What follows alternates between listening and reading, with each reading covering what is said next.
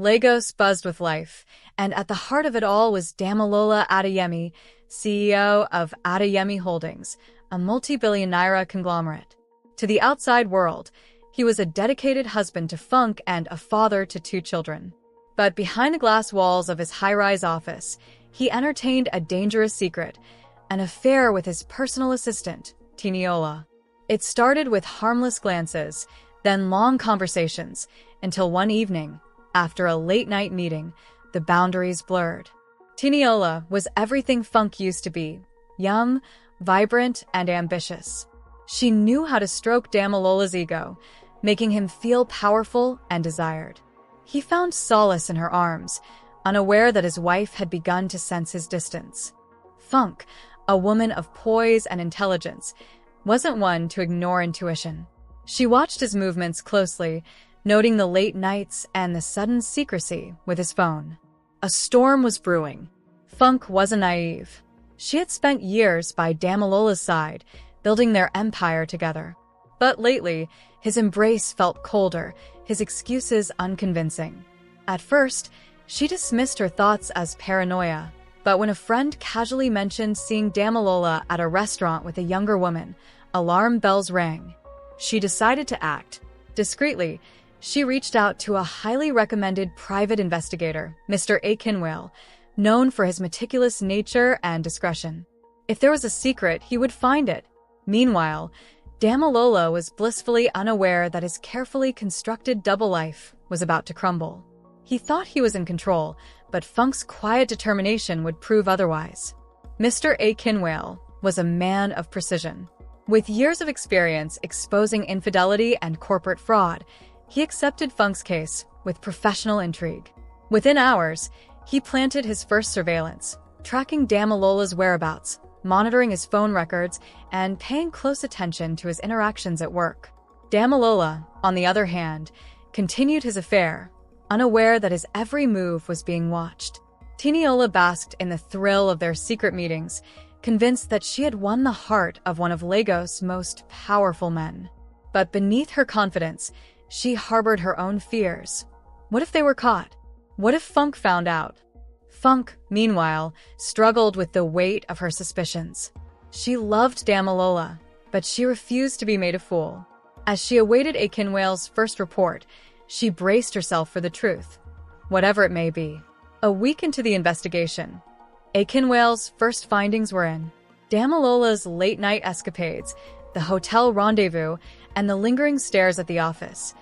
Everything was documented with precision. Funke sat in her car, flipping through the photos, her heart pounding with rage and sorrow.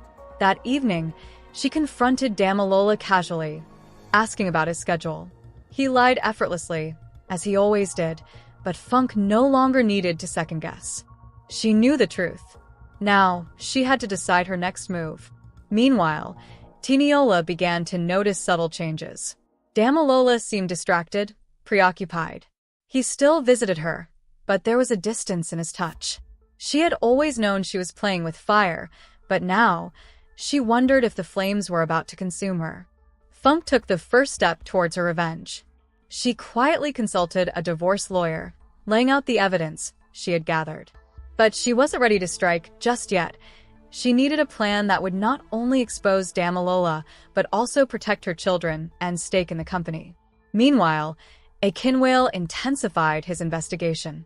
He uncovered financial irregularities. Damilola had been diverting company funds to cover his secret expenses. This wasn't just a marital betrayal anymore.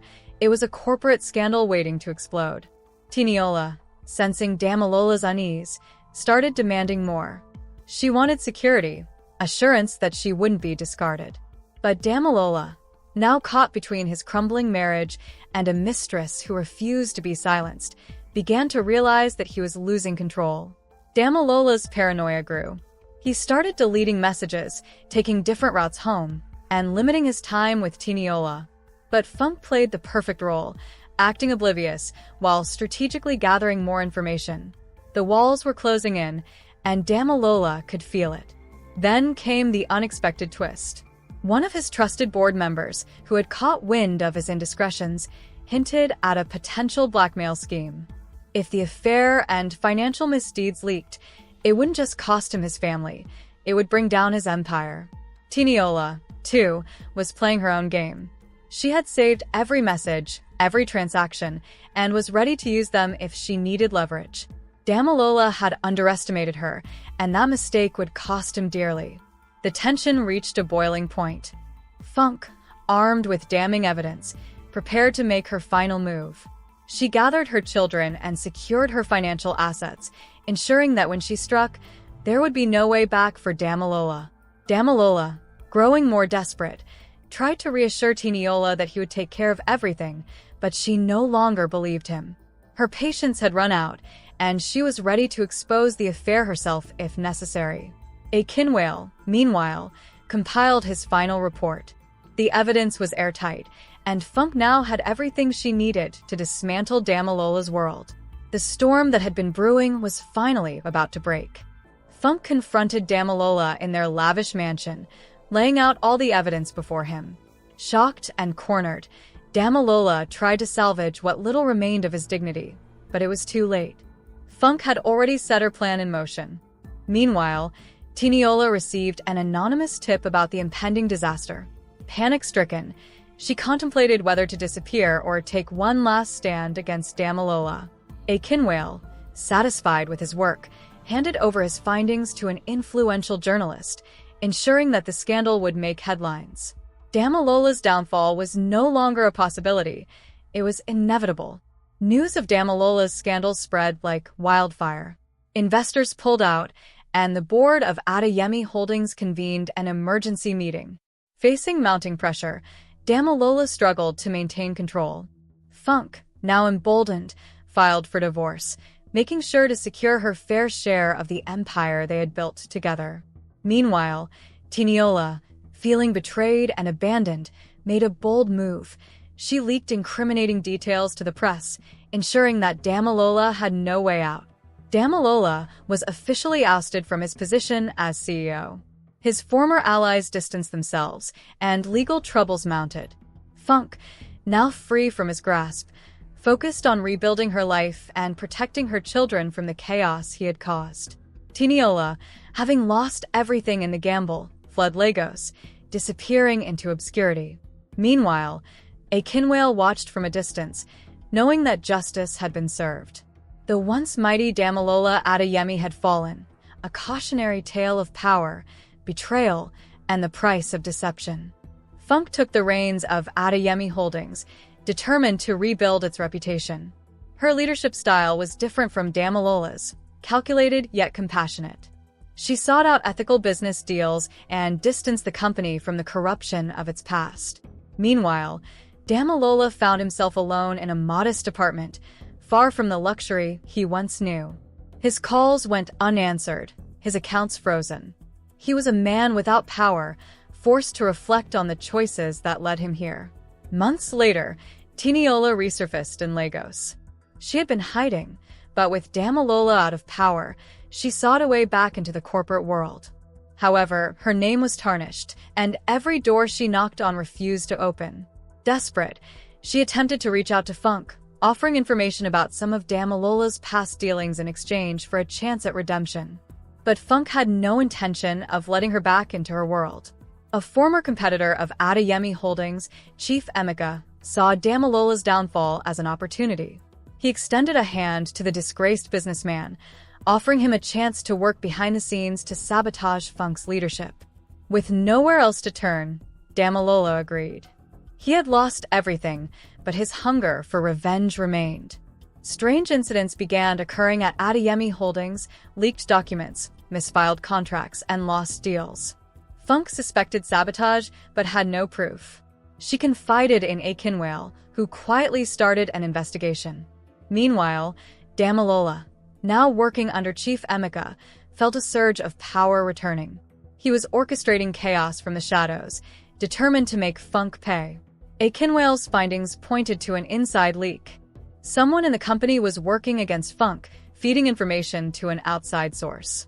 He traced suspicious bank transactions and communications, leading him closer to the truth.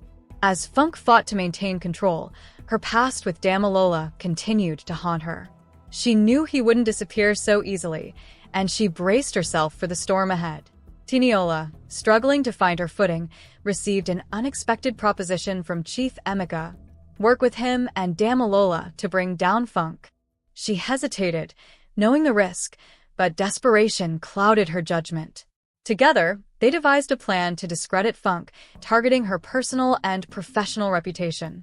But Teniola had her own agenda. She was no longer just a pawn in their game. Determined to root out the corruption, Funke made bold moves, firing suspicious employees and restructuring the company. She partnered with new investors, ensuring Adeyemi Holdings remained stable despite the attacks. With Akinwale's help, she traced the leaks back to Emeka's network. She prepared to fight back, but she knew she needed to be careful. One wrong move could cost her everything. Damilola underestimated Funke's resolve. As his plans unraveled, Chief Emeka began to lose confidence in him.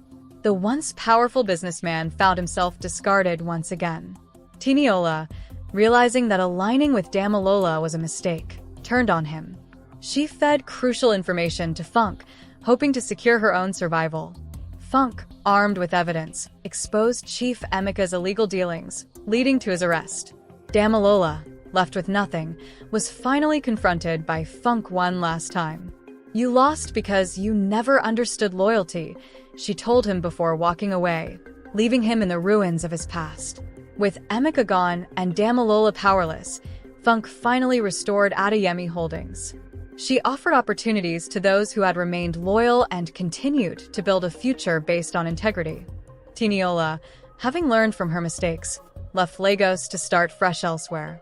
As for Damilola, he faded into obscurity, a man who had once held immense power but lost it all due to his own misdeeds. As Funke cemented her legacy at Adeyemi Holdings, whispers of Damilola's return surfaced. He had aligned himself with an underground business syndicate, eager for one last shot at redemption or revenge. Teniola, now working under a new identity, caught wind of his movements. She debated whether to warn Funke or let the past consume him entirely. Damilola, desperate to rebuild his empire, sought out allies in the corrupt elite. His plan was bold: use shadow investors to buy out Adeyemi Holdings from under Funke. But he underestimated her vigilance. Funke, sensing an unusual shift in stock movements, instructed Akinwale to investigate. What they discovered was shocking. Damilola was still pulling strings in the dark. Rather than confronting Damilola directly, Funke decided to play his own game. She strategically countered his moves, blocking every deal and exposing his allies one by one. Damilola, frustrated and cornered, realized that he was fighting against a version of Funke far stronger than he had ever imagined. Damilola's last remaining ally turned on him, leaking evidence of his illegal dealings to the authorities. The police issued a warrant for his arrest, and he found himself running from the very empire he once controlled. As he hid in a rundown motel, he reflected on the choices that had brought him to this moment. The once revered businessman was now a fugitive. With Damilola out of the picture for good, Funke expanded Adeyemi Holdings internationally.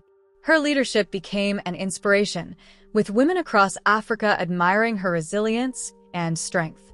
She hosted a grand gala in Lagos, celebrating the company's success and the new era she had ushered in. Akinwale stood by her side, proud of what they had achieved together. Teniola, having spent years making amends, returned to Lagos under a different name. She started a business empowering young women, using her past as a cautionary tale. One day, she crossed paths with Funke. Instead of hostility, Funke offered a nod of recognition. They both had survived the storm. Damilola was finally captured in a failed attempt to flee the country. His arrest made headlines, serving as the final nail in his once glorious career. Funke watched the news in silence. She felt no joy, no triumph, only a deep sense of closure. With her past behind her, Funke focused on legacy building. She launched mentorship programs for young entrepreneurs, ensuring that Adeyemi Holdings stood for more than just business. It stood for integrity. She knew that power was fleeting, but true impact lasted generations. As she walked through the bustling streets of Lagos, Funk felt a renewed sense of peace. She had fought, lost, and won. And now, she was free from the shadows that once haunted her. A Kinwhale joined her, sharing an update on their latest project. The future was bright, and Funk was ready to embrace it. Years later, Funk's name became legendary in Nigerian business history. Her resilience, intelligence, and grace made her a role model. As she sat in her office, overlooking the city she loved, she smiled. The past had tried to break her, but she had risen above it. The shadows in the boardroom were gone, and in their place stood a woman who had conquered them all.